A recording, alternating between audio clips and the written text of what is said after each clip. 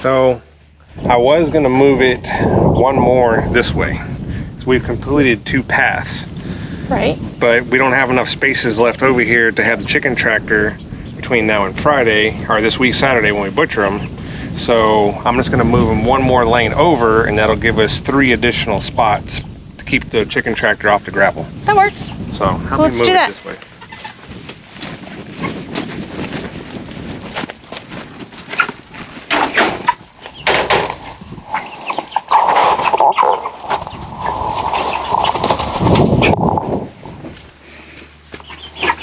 Come on. Come on, little guys. Move it. Move it. Move it. Move, move, move, move, move, move, move. Move, move, move, move. Hold on, Brett. Let me move them. Come on. This way. Silly things. Watch your way, watch your way. Come on. Come on, little guys. Little, I shouldn't say little, they're getting kind of chunky. Yeah, 6.5, 7 pounds. They don't all waddle at the same rate. They don't waddle at the same rate, and they... There we go. Fresh green grass. Time for some water and food.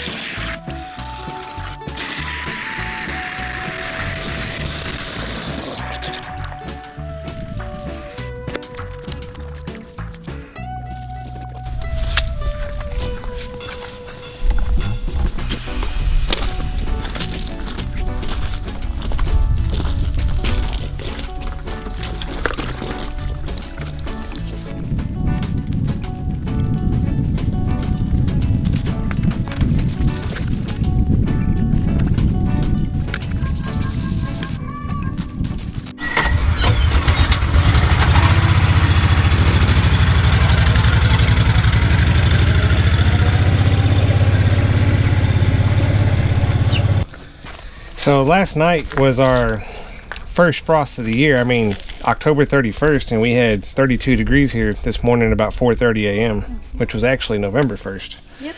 But this is our volunteer watermelon plant, and it's the leaves sustained quite a bit of damage. They got a lot of frostbite on all the edges. We got one more night in the next 14-day forecast to deal with frostable temperatures, you know, anything around 37 or less. So this plant might still make it. We've got a few good watermelons back here. Yep, and there's actually 3 of them on here. That one's probably the biggest, but we'll see how that goes. Now I do want to show y'all how this watermelon plant got damaged by the frost, but the squash plants that are on the hugelkultur mound did not get hit. So let's go check those out. All right, so here we are at our hugelkultur mound, and our squash plants, believe it or not, did better than what the watermelon plant did. Yeah, it's pretty phenomenal. I mean, I was surprised to see that, especially where this hugelkultur mound is located. It's located in a shady spot in the afternoon, which does well for summertime plants. That way the plant's not getting burnt up in the summertime sun in the heat of the day at the very last hours of the day. However, that can act as a negative for the wintertime or the fall crop, because that's the first place to get shadowed. It's going to be the first place to get frostbitten. However, these plants did phenomenally better than what the watermelon plant did. Yes. And I can relate that to the size of the mound. There's still plenty of carbon material inside this mound that is, it's still in the last stages of the composting process, and it's generating just enough heat to keep the frost off these plants. So I have a strong feeling these squash plants are even going to survive tonight. our turkeys want to talk to us. But I have a strong feeling that these plants are still going to survive the night tonight. And if they do, we will continue to get fruit. There's several more on here where we've got fruit in the early stages, or vegetables, sorry. Yeah. In the early stages, we were harvesting off of this 2 days ago? 2 days ago, I pulled 3 squash. I pulled some really big patty pan squash off this. So these are actively producing still, and if they can hold on tonight, we have a chance of continuing to get fresh squash from this for the next month. Yes. Well, at least 14 days. The next 14-day forecast doesn't have any more frost temperatures in it. I'm being hopeful. Yeah. So when we're still 20 days ahead of our predicted first frost. So that's that part of you don't get to predict Mother Nature. She's going to dictate what you do and what you don't do. So let's go feed some chickens. Yeah.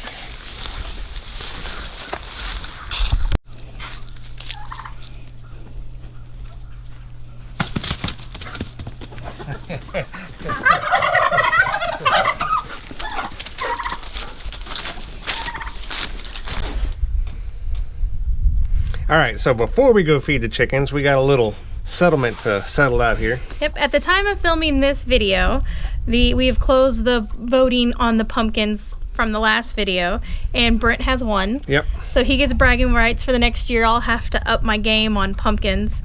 But now that Halloween is past, we will take these jack-o'-lanterns and we will cut them up and divide them up between the chickens and the turkeys. And from now through fall, that's kind of their treat. You know, once a week I get one of my decorative pumpkins that's off the porch, and I'll cut them up and give them between the coops. Sorry. And they just really enjoy it. It's a healthy snack for them. I think they enjoy it. Do you think they enjoy it? Yep, I think they enjoy it. So if y'all have chickens, don't get rid of your pumpkins. Ask your neighbors too if they have their pumpkins. Don't throw them away. Compost them. Feed them to your animals. The dogs, like Oakley loves it. Yep. So I'll even, like, if we're over there cutting it up, you'll see that she'll stick her little nose in there. She'll want pieces of it.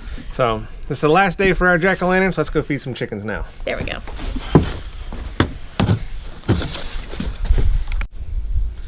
So first place jack-o'-lantern gets to go out first.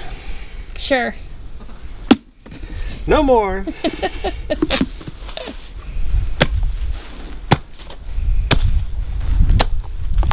Oh, Machete does a pretty dang good job. Oh yeah. You just don't want to give up.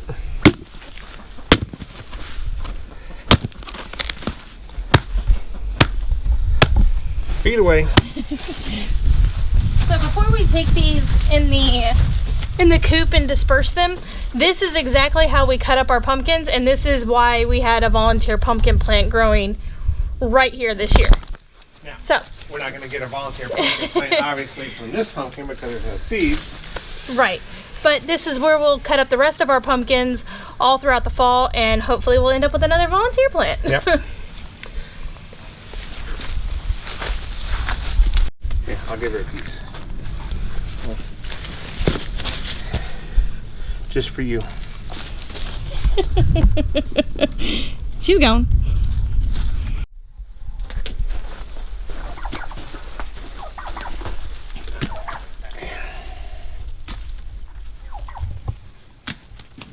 What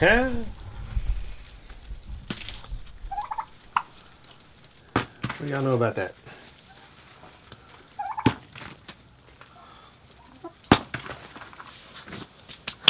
You got a few more pieces? I got a few more pieces. Turkeys don't quite know what to think about it. They don't know yet. They've never had the pumpkin before, so it's taken them a minute. I bet the chickens figure it out before they do. Yeah. Remember, turkeys are simple-minded. Yeah. So it takes them a little bit to figure it out, but the chickens will figure it out. So what do we got going for them? I think next week we're going to have a video for y'all on the last meat chicken butchering of the year. Last meat chickens for the year. We're going to very talkative. The turkeys are going to be on the butchering list too here in the next few weeks. Definitely before Thanksgiving. Yeah. The 2 blue slates will be processed, so we'll have that coming. And there's a lot of other little things that I'm sure we're going to keep y'all up to date as soon as we lose all of our plants after our first freeze or frost when it does finally take them out. Yep. But I guess in the meantime, we're going to encourage y'all every week. You know, do everything you can, provide for yourself, become ungovernable. It's my favorite word. Yep. So we'll see y'all next week. See you next week.